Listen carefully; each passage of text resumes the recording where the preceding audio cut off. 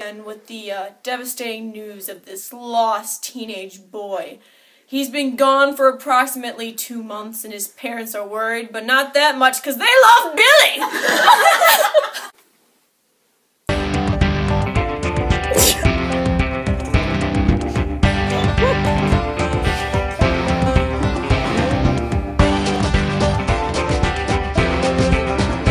Good morning, everybody, and welcome to Mornings with Chad.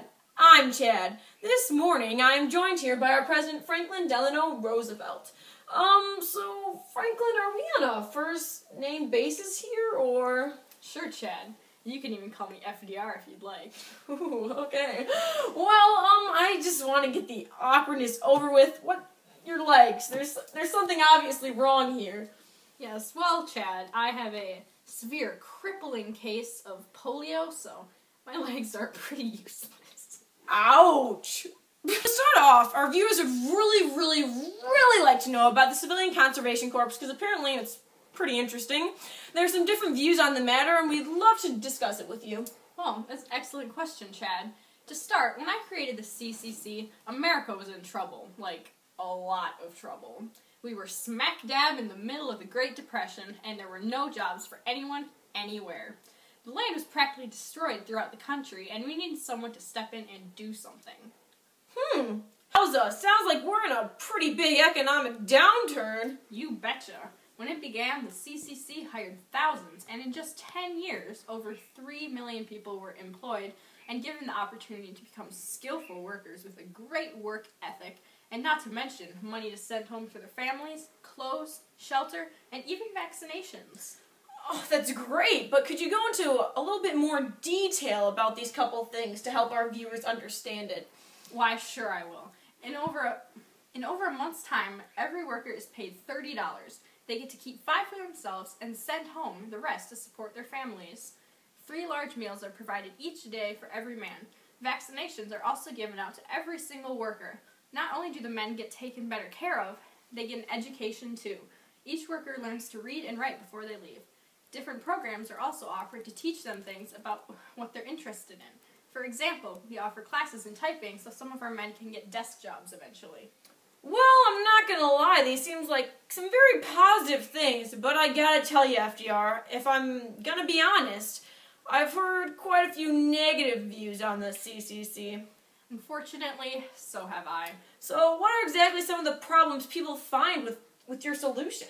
Well, Chad, lots of people say that the CCC isn't focused enough on business, and that is what America needs right now. But I've thought it through many times, and I believe that if we can fix all of the land that we've destroyed by planting trees, building bridges, and teaching people the correct ways to farm and do all these things, then this problem will resolve itself because people will be able to farm again, and there will no longer be food shortages, jobs will be more common, and soon everything will be back to normal.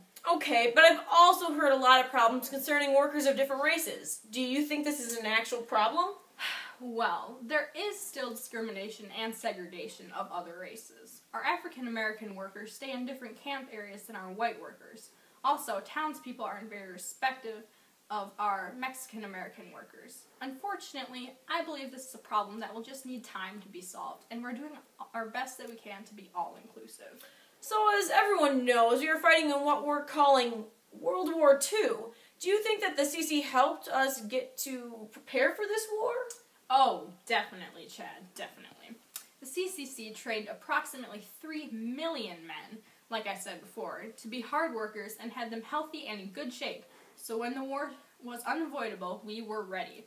Almost all the men who were in the CCC joined the war, and I think without the help from the CCC, the United States would have been caught at an even worse time, and the war would be going very differently. So let's talk about the war, FDR. What are your thoughts before the war, while there were growing tensions among Germany and the other countries in Europe? Well, of course, none of us had expected the war to turn into what it did. With our policy of isolationism, we tried to remain fairly neutral.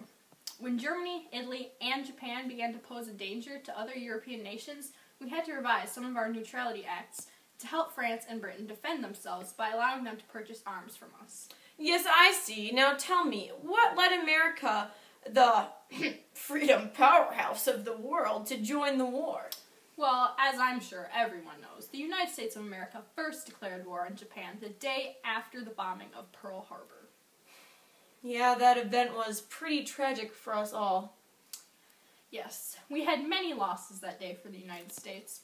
Over 2,300 men were killed, 1,272 were wounded, and 960 had gone missing. Over 11 ships were sunk, and 188 planes destroyed. Not only did it affect the people injured and involved in the event, but it impacted our nation as a whole. The tragic event will always be remembered nationally. We decided that we were not going to let Japan get away with what they did to us or the nation.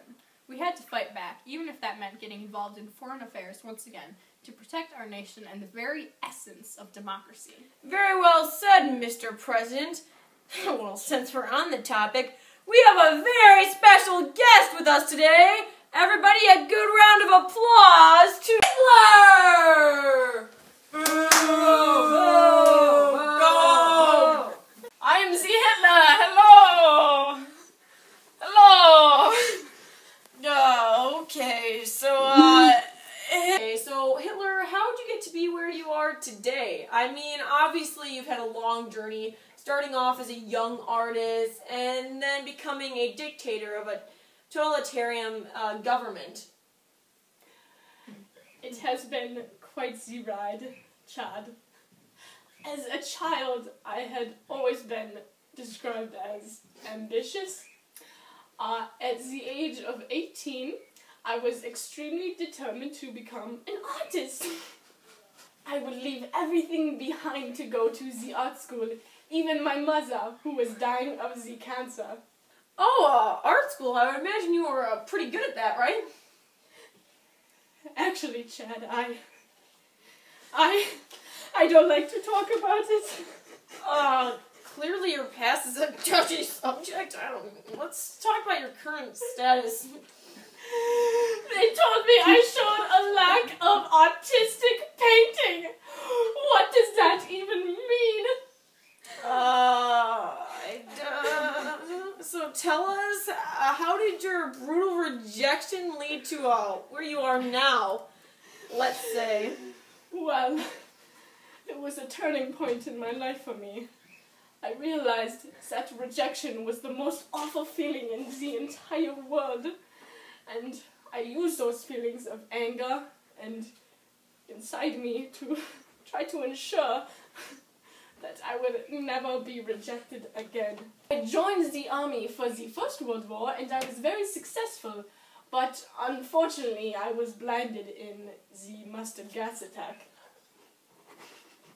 I was in the hospital for a long time and I used that time to think about my life and to really consider what it was that I wanted from life. Turns out I wanted the power. And lots of it, I might add. After my vision came back, I started going to political rallies and meetings in my beloved country of Germany, but they weren't enough for me. I found out that I was a great public speaker and started out making my own speeches. One thing led to another and I created the Nazi Party. That still wasn't enough for me, however, and so I waited for the timing to be right. I soon jumped into power and was appointed Chancellor of Germany.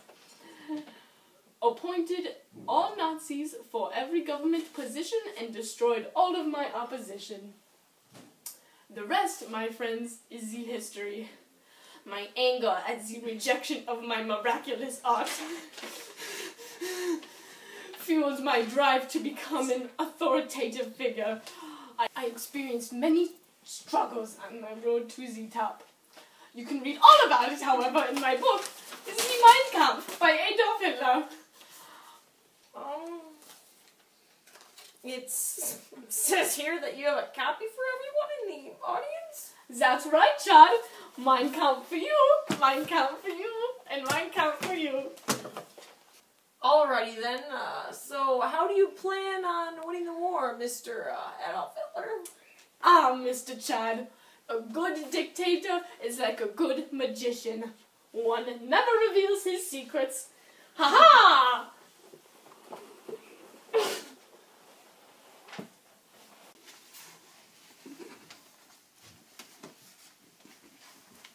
To wrap this up, Frank, how do you plan on winning the war?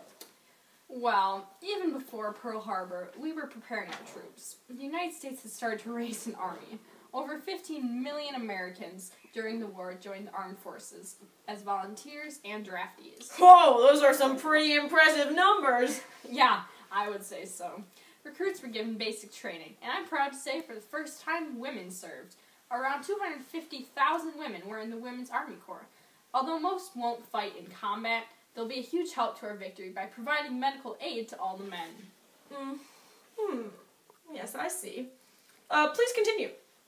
We need to create a war economy. New agencies would be created to speed up the military and civilian preparations for the war. The automobile industry will also start to produce tanks, jeeps, and trucks instead of our regular everyday vehicles. I'm not gonna lie, Frank. These seem like some pretty smart ideas. Yes, they are, Chad. We will also need to finance the war and be smart with our money. Income taxes will have to be raised in order to properly prepare for war. War bonds will be sold to make money, and we will have to borrow money from outside sources. You can never have too much money, you know what I mean? Making that cash flow. Those are just minor details on how I plan on winning the war. I'd love to share more with you, Chad, but I don't feel like revealing all my ideas right now. Maybe in private sometime. Oh, okay. Well, you've said enough, Franklin. Thank you so much for being on our show today, ladies and gentlemen. Let's hear it for the President of the United States, FDR. And another round of applause for our surprise guest, Adolf Hitler. Or not. Well, thank you, folks, and have a great rest of your morning. I'm out of here. Chad! I can't move. My legs. All right, here we go, FDR. Just pushed you through. Oh, my legs. Well, Hitler, I'm not gonna lie. I thought your mustache would be a little bit larger. Oh, Chad, you mean like this? You an imposter? Not. Oh! My mustache keeps falling off. Just stroke it every once in a while.